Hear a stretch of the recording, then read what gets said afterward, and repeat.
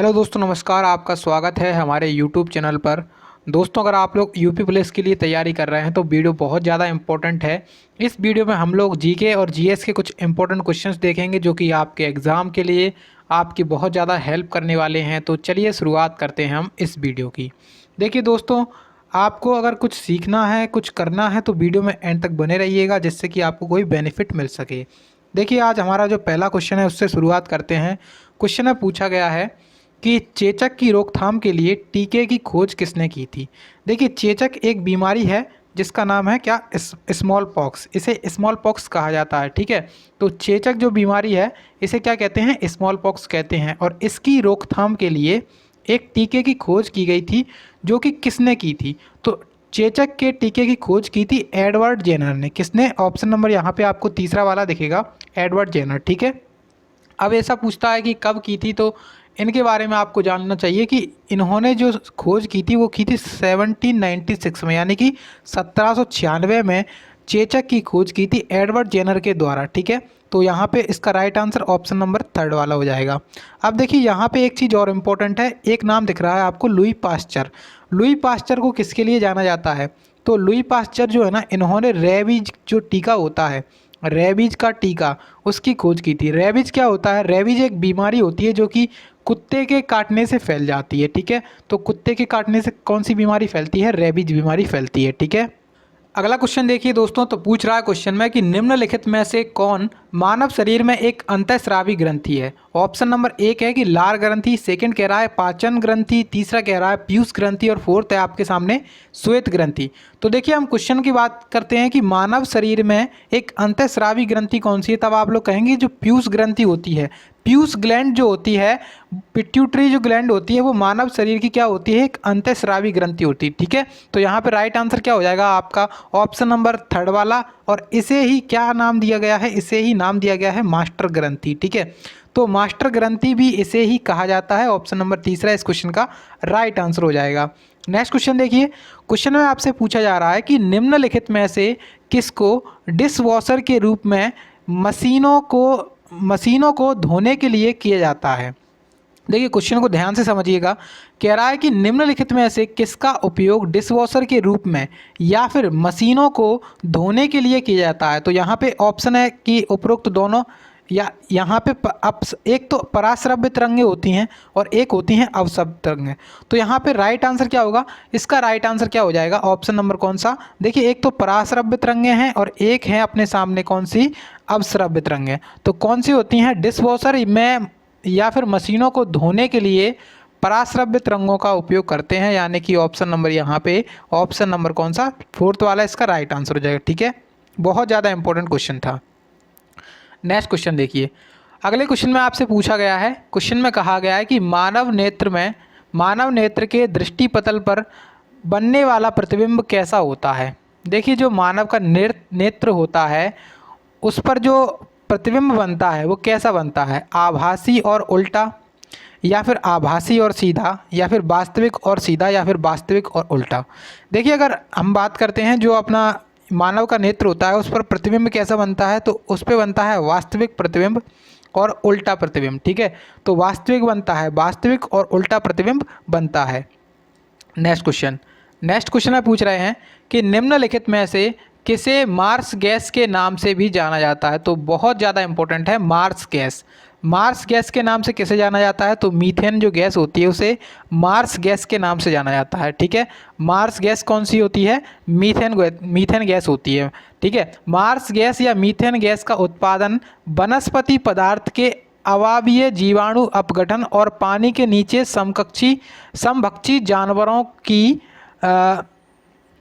रूमेंट से होता है, ठीक है। और ये एक जहरीली गैस होती है, इसको भी आप लोग ध्यान रखेंगे। मार्स गैस का उपयोग जलीय मिट्टी में मेथेन उत्पादन को प्रोत्साहित करने के लिए किया जाता है। इसको भी आपको क्या रखना है? ध्यान में रखना है, ठीक है। नेक्स्ट देखिए, क्वेश्चन में आपसे पूछ रहे हैं कि अंगूर में पाया जाने वाला अम्ल कौन सा होता है। तो अंगूर जो होता है उसमें कौन सा अम्ल पाया जाता है? सिट्रिक अम्ल, एसिटिक अम्ल, या फिर ऑक्जेलिक अम्ल, या फिर टार्ट्रिक अम्ल। तो जो अंगूर होता है, अंगूर क्या है? एक खट्टा पदार्थ है, ठीक है। इसके अंदर कौन सा अम्ल पाया जाएगा। अंगूर क्या है, एक खट्टा फल है और इसके अंदर कौन सा पाया जाएगा, टार्टरिक एसिड पाया जाता है। ठीक है, टार्टरिक अम्ल पाया जाता है। कौन सा अम्ल पाया जाता है, टार्टरिक अम्ल पाया जाता है। ठीक है, तो आपका ऑप्शन नंबर कौन सा, फोर्थ वाला इसका राइट आंसर हो जाएगा। नेक्स्ट क्वेश्चन देखिए, अगला क्वेश्चन पूछ रहा है कि शरीर को ऊर्जा ना देने वाला भोजन तत्व कौन सा होता है। शरीर को ऐसा कौन सा भोजन तत्व है जो शरीर को ऊर्जा प्रदान नहीं करता है। कार्बोहाइड्रेट, प्रोटीन, खनिज लवण और वसा। तो इसमें से आपका करेक्ट आंसर क्या होगा, देखिए वसा। वसा जो है ना वो आपको क्या प्रदान नहीं करता है, वसा क्या प्रदान नहीं करता है, यहाँ पे वसा ऑप्शन में है और खनिज लवण ऑप्शन में है। तो इन दोनों में से क्या लगाएंगे आप लोग, तो शरीर को ऊर्जा ना देने वाला कौन सा तत्व है, तो वो है खनिज लवण। कौन सा होता है, खनिज लवण। ऑप्शन नंबर कौन सा, थर्ड वाला इसका राइट आंसर। ठीक है, नेक्स्ट क्वेश्चन देखिए, अब अगले क्वेश्चन की तरफ चलते हैं। पूछा गया है क्वेश्चन में, क्वेश्चन बहुत ज़्यादा इंपॉर्टेंट है। पूछ रहे हैं कि उत्तर प्रदेश के किस शहर को ग्रास ऑन द ईस्ट के नाम से जाना जाता है। क्या नाम दिया गया है, grass on the east. Uttar Pradesh के किस शहर को ग्रास ऑन द ईस्ट कहते हैं, तो ये कहते हैं कन्नौज को। Option number D, Kannauj. ठीक है, अगला क्वेश्चन देखिए, इसमें आपसे पूछ रहे हैं कि उत्तर प्रदेश के किस जिले की जनसंख्या सबसे अधिक है। तो उत्तर प्रदेश का कौन सा जिला है, उत्तर प्रदेश के कौन से ज़िले की जनसंख्या सबसे अधिक है, तो आप कहें कि जो प्रयागराज जिला है उसकी जनसंख्या सबसे अधिक है। ठीक है, तो राइट आंसर आपका हो जाएगा ऑप्शन नंबर कौन सा, ऑप्शन नंबर सेकंड वाला, प्रयागराज, जो कि क्या है, उत्तर प्रदेश की सबसे अधिक जनसंख्या वाला क्या है, जिला है। नेक्स्ट क्वेश्चन, अब देखिए नेक्स्ट आपसे क्वेश्चन में पूछ रहा है, उत्तर प्रदेश का निम्नलिखित में से कौन सा जिला माचिस उद्योग के लिए प्रसिद्ध है। बहुत ज़्यादा इंपॉर्टेंट है, इंपॉर्टेंट लगा लीजिएगा। तो उत्तर प्रदेश का कौन सा जिला है जो कि माचिस उद्योग के लिए प्रसिद्ध है। ठीक है, तो ये जो बरेली जिला है ना, उसमें क्या होता है, माचिस उद्योग के लिए ये जिला प्रसिद्ध है। ऑप्शन नंबर कौन सा, पहला वाला इसका करेक्ट आंसर हो जाएगा। ठीक है, अब मैं आपको कुछ और चीज़ें बता रहा हूँ, जैसे कि कौन कौन से ज़िले किस चीज़ के लिए प्रसिद्ध हैं। जैसे आपसे पूछा जाए कि पीतल की मूर्ति बनाने के लिए कौन सा जिला प्रसिद्ध है, पीतल की मूर्ति बनाने के लिए कौन सा जिला प्रसिद्ध है, तो आप कहेंगे मुरादाबाद। ठीक है, कौन सा स्थान प्रसिद्ध है, मुरादाबाद। ठीक है, उसके बाद चमड़े का सामान बनाने के लिए कौन सा स्थान प्रसिद्ध है, चमड़े का सामान कहाँ पे होता है, तो कानपुर में होता है। ठीक है, उत्तर प्रदेश के। वहीं आपसे अगर क्वेश्चन पूछ लिया जाए कि लकड़ी के खिलौने को बनाने का मतलब जो प्रसिद्ध स्थान है वो कौन सा है उत्तर प्रदेश में, तब आप कहेंगे लखनऊ और वाराणसी। ठीक है, लखनऊ और वाराणसी। ठीक है, चलिए नेक्स्ट चलते हैं। देखिए, अगला आपसे क्वेश्चन पूछ रहा है, क्वेश्चन में कह रहा है कि दीघा निकाय क्या है। दीघा निकाय क्या है, एक जैन ग्रंथ है या फिर बौद्ध ग्रंथ है या फिर ब्राह्मण पुस्तकें हैं या फिर उपनिषद है। तो अगर हम बात करते हैं दीघा निकाय के बारे में, तो ये एक बौद्ध ग्रंथ है। क्या है, बौद्ध ग्रंथ। ठीक है, अब बौद्ध धर्म से संबंधित आपको बहुत सारी चीज़ें पता होनी चाहिए। पहले हम इसके बात कर लेते हैं कि जो बौद्ध ग्रंथ क्या है, दीघा निकाय। ठीक है, दीघा निकाय। तो और भी निकाय हैं, जैसे कि एक तो संयुक्त निकाय हो गया, अंगुत्तर निकाय हो गया, खुद्देक निकाय हो गया, एक हो गया मंजिम निकाय। ये सभी निकाय का संबंध किससे है, ये सभी निकाय का संबंध बौद्ध धर्म से है। ठीक है, अब देखिए बौद्ध धर्म के बारे में आपसे क्वेश्चन में क्या क्या पूछा जाता है। तो एक तो क्वेश्चन में पूछा जाता है कि जो बौद्ध संगीतियाँ हुई थी वो कहाँ कहाँ पे हुई थी और कितनी हुई थी। तो बौद्ध संगीतियों की संख्या है 4, यानी कि बौद्ध संगीति कितनी हुई थी, 4 हुई थी, पहली, दूसरी, तीसरी और चौथी। ठीक है, तो पहली बौद्ध संगीति कहाँ हुई थी, दूसरी बौद्ध संगीति कहाँ हुई थी, तीसरी कहाँ पे हुई थी और चौथी कहाँ पे हुई थी, ऐसा क्वेश्चन पूछा जाता है। तो अगर पूछा जाए कि पहली बौद्ध संगीति कहाँ पर हुई थी, तो राजगृह में। ठीक है, तो पहली बौद्ध संगीति राजगृह में, दूसरी बौद्ध संगीति कहाँ पर, वैशाली में। ठीक है, दूसरी बौद्ध संगीति वैशाली में और तीसरी बौद्ध संगीति हुई थी पाटलिपुत्र में, पाटलिपुत्र में। और जो चौथी बौद्ध संगीति हुई थी वो कहाँ पर हुई थी, तो चौथी बौद्ध संगीति हुई थी आपकी कुंडलवन कश्मीर में। ठीक है, कुंडलवन कश्मीर। तो इसको आप लोग ध्यान रखेंगे, बहुत इंपॉर्टेंट है। अब यहाँ पे आपसे क्वेश्चन पूछा जाता है कि ये बौद्ध जो संगीतियाँ हुई थी उस टाइम पर शासक कौन था। तो पहली बौद्ध संगीति जो हुई थी राजगृह में, उस टाइम पर शासक कौन था, तो उस टाइम पर शासक थे अजातशत्रु। ठीक है, अजात शत्रु। ठीक है, तो पहली बौद्ध संगीति के टाइम पर अजात शत्रु शासक था। दूसरी बौद्ध संगीति के टाइम पर कौन था? तो दूसरी बौद्ध संगीति के टाइम पर था कालाशोक। ठीक है, कालाशोक। तो दूसरी बौद्ध संगीति कालाशोक के टाइम पर हुई थी। तीसरी की बात करें तो तीसरी के टाइम पर रहे थे अपने अशोक, जो कि मौर्य वंश से संबंधित हैं। ठीक है, ऐसा भी क्वेश्चन पूछा जाता है कि जो दूसरी बौद्ध संगीति हुई थी किस वंश के समय पर हुई थी, तो यहाँ पे इस तरीके से आपको पता होना चाहिए। ठीक है, उसके बाद कुंडलवन कश्मीर में जो चौथी बौद्ध संगीति हुई थी, कुंडलवन कश्मीर में जो चौथी बौद्ध संगीति हुई थी उस टाइम पर शासक कौन था? कनिष्क था। ठीक है, कनिष्क था। और ये किस वंश का शासक था? तो ये था कुषाण वंश का शासक। ठीक है, कुषाण वंश का शासक था कनिष्क। इसको ध्यान रखेंगे, बहुत इंपॉर्टेंट है। अब देखिए अगले क्वेश्चन को। तो इसमें आपसे क्वेश्चन में पूछा जा रहा है, क्वेश्चन में कह रहा है कि कंप्यूटर इमेज फॉर्मेट में PNG का पूर्ण रूप क्या है? देखिए एक आपके सामने PNG, आप सभी लोगों ने सुना होगा PNG। तो PNG क्या होता है? इसका फुल फॉर्म होता है पोर्टेबल नेटवर्क ग्राफिक्स। क्या होता है? Portable network graphics. यानी कि ऑप्शन नंबर 4 यानी कि डी जो है ना इसका राइट आंसर हो जाएगा। पोर्टेबल नेटवर्क ग्राफिक्स इसका फुल फॉर्म हो जाएगा। ठीक है, उसके बाद आपसे एक पूछा जाता है PDF का फुल फॉर्म। तो PDF का फुल फॉर्म होता है पोर्टेबल डॉक्यूमेंट फाइल। ठीक है, पोर्टेबल डॉक्यूमेंट फाइल PDF का फुल फॉर्म हो जाएगा। चलिए अब नेक्स्ट क्वेश्चन की तरफ चलते हैं। क्वेश्चन में पूछ रहे हैं कि MS वर्ड में न्यू ब्लैंक डॉक्यूमेंट खोलने की शॉर्टकट कुंजी क्या होती है? देखिए MS वर्ड है जैसे, ठीक है, यहाँ पे क्या है? MS वर्ड है और ये आपका एक पेज खुला हुआ है, एक डॉक्यूमेंट खुला हुआ है। ठीक है, अब यहाँ पे पूछा गया है कि न्यू ब्लैंक डॉक्यूमेंट यानी कि एक नया खाली आपको डॉक्यूमेंट खोलना है, तो उसके लिए शॉर्टकट की बताइए। तो शॉर्टकट की होती है Ctrl+N। Ctrl+N इसके लिए शॉर्टकट की होगी। आपका आंसर ऑप्शन नंबर 2 वाला। अब यहाँ पे Ctrl+B का मतलब क्या होता है? तो Ctrl+B का मतलब होता है बोल्ड करना। बोल्ड का मतलब होता है जैसे आपके जो अक्षर हैं और ज़्यादा डार्क हो जाएं, इस तरीके से उसे कहते हैं बोल्ड करना। और ये Ctrl+B का यूज़ होता है। ठीक है, अब देखिए Ctrl+ यहाँ पे एक पूछा जाता है Ctrl+ इटैलिक के लिए। तो Ctrl+I से क्या होता है? इटैलिक हो जाते हैं। और Ctrl+C से कॉपी हो जाता है, Ctrl+X से कट हो जाता है और Ctrl+V से पेस्ट हो जाता है। ठीक है, नेक्स्ट क्वेश्चन देखिए। अब अगले क्वेश्चन में आपसे पूछा गया है और क्वेश्चन में आपसे बोला गया है गौतम बुद्ध ने उत्तर प्रदेश के किस स्थान पर अपने सर्वाधिक उपदेश दिए थे? तो बहुत इंपॉर्टेंट क्वेश्चन है, इतिहास से संबंधित क्वेश्चन है कि जो गौतम बुद्ध थे उन्होंने अपने सबसे ज़्यादा उपदेश किस स्थान पर दिए थे? तो गौतम बुद्ध कहाँ पर दिए थे? श्रावस्ती में। ठीक है, श्रावस्ती ने ऑप्शन नंबर कौन सा? 3 वाला इसका राइट आंसर हो जाएगा। ठीक है, गौतम बुद्ध ने ही बौद्ध धर्म की स्थापना की थी और उन्होंने जो अपना पहला उपदेश है, तो पहले तो इस क्वेश्चन का आंसर देख लेते हैं। इसका आंसर होगा ऑप्शन नंबर 3 यानी कि श्रावस्ती। किस स्थान पर सर्वाधिक उपदेश दिए थे? तो श्रावस्ती में दिए थे।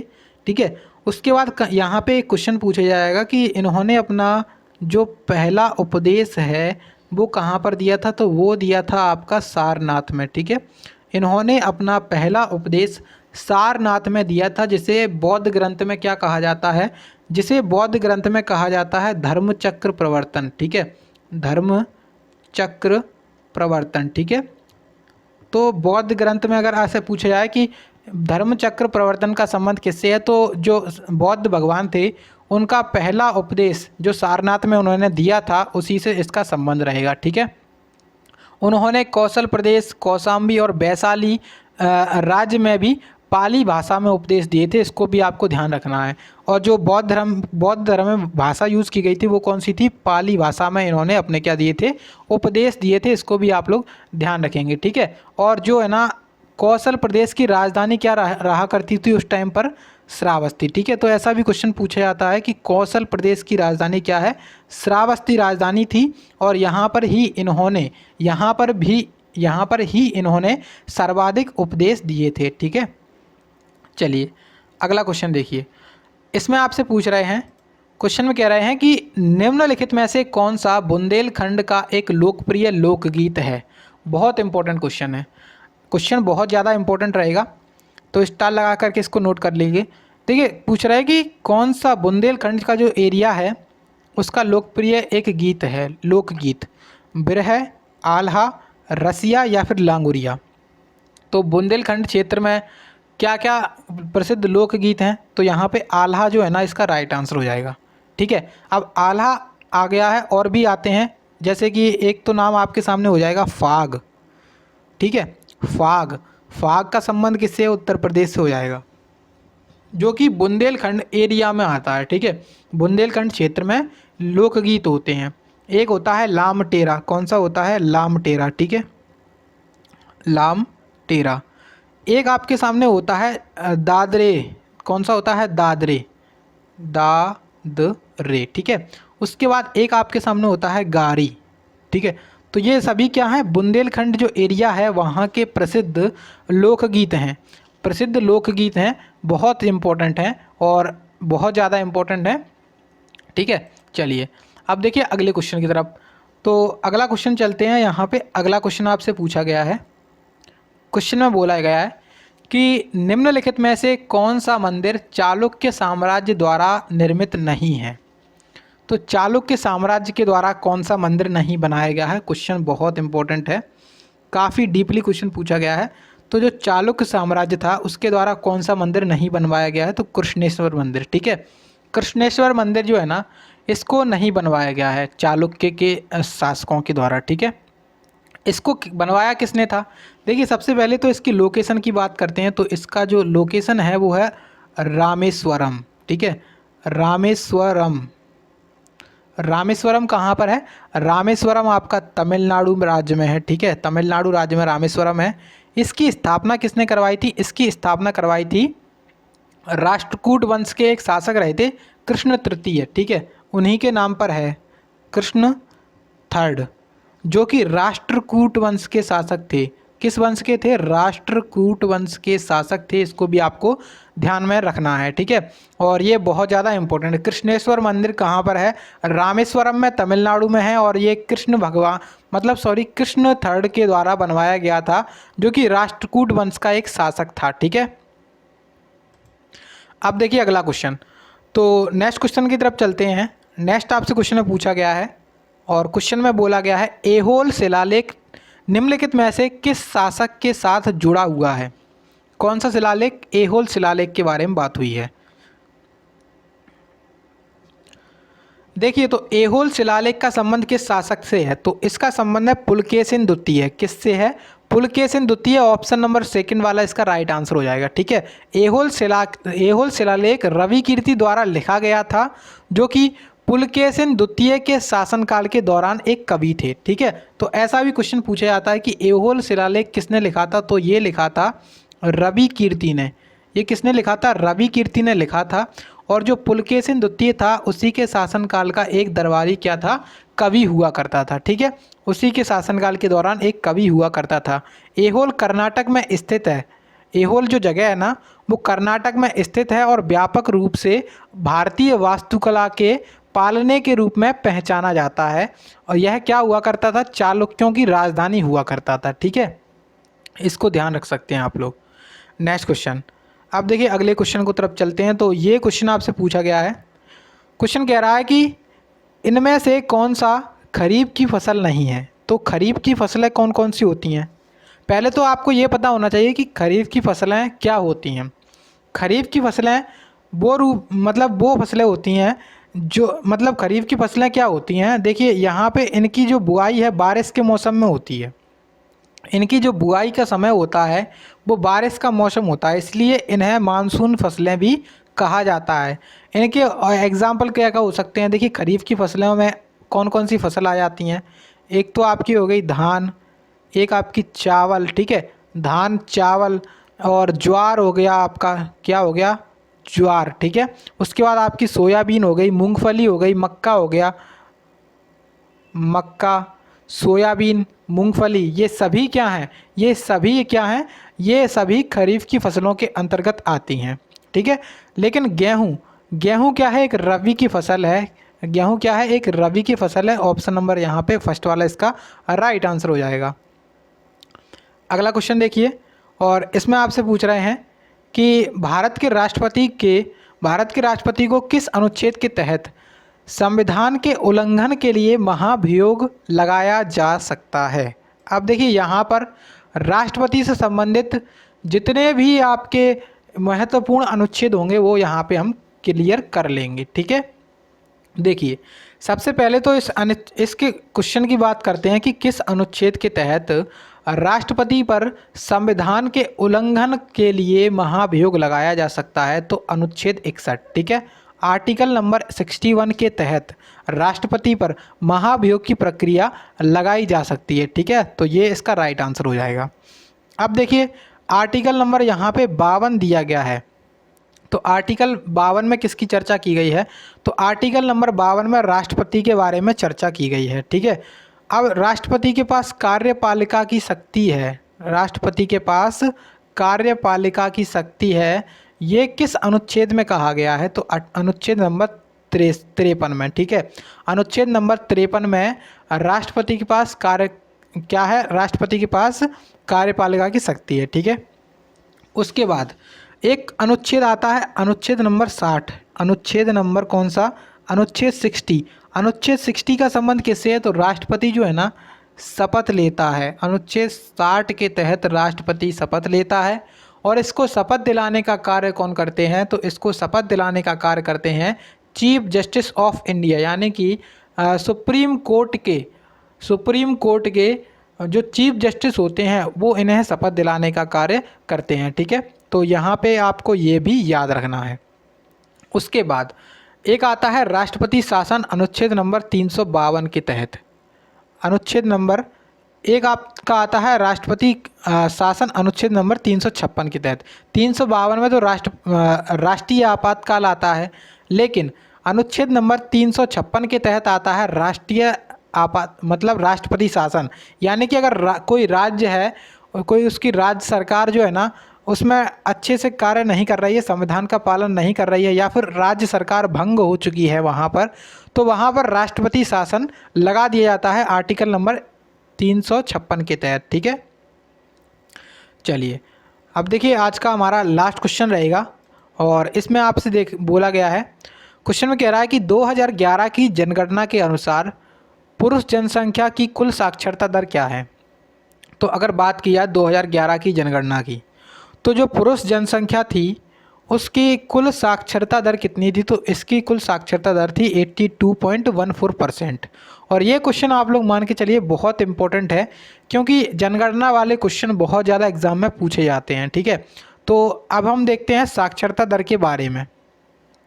2011 की जनगणना के अनुसार भारत में पुरुषों की जनसंख्या कुल साक्षरता दर, देखिए पुरुषों की जनसंख्या की जो कुल साक्षरता दर थी वो कितनी थी? जो कि अपनी 82.14% थी। और महिलाओं की आपसे पूछा जाता है, तो फीमेल की भी आप लोग लिख सकते हैं। तो फीमेल की साक्षरता दर कितनी थी? तो 65.46%, ठीक है। 65.46% क्या थी? महिलाओं की थी, ठीक है। तो इसको भी आप लोग ध्यान रखेंगे। अब देखिए 2011 की जनगणना आई है, जहाँ पे 2011 की जनगणना का एक आदर्श वाक्य था, उसको आपको याद रखना है। तो 2011 की जनगणना का जो आदर्श वाक्य था वो क्या था? वो था हमारी जनगणना हमारा भविष्य। हमारी जनगणना हमारा भविष्य 2011 की जनगणना का क्या था? आदर्श वाक्य था। इसको आप लोग ध्यान रखेंगे, बहुत ज़्यादा महत्वपूर्ण है, ठीक है। तो यहाँ पे हम आज सभी क्वेश्चन कंप्लीट कर चुके हैं। आई होप कि आप सभी लोगों ने अभी तक सारे क्वेश्चंस को देखा होगा, और वीडियो अगर आपको पसंद आई है तो प्लीज़ वीडियो को लाइक करिएगा, और इसी प्रकार की वीडियोस के लिए चैनल को सब्सक्राइब जरूर कर लीजिएगा आप लोग। चलिए मिलते हैं अपनी नेक्स्ट वीडियो में, तब तक के लिए जय हिंद, जय भारत, जय श्री महाकाल।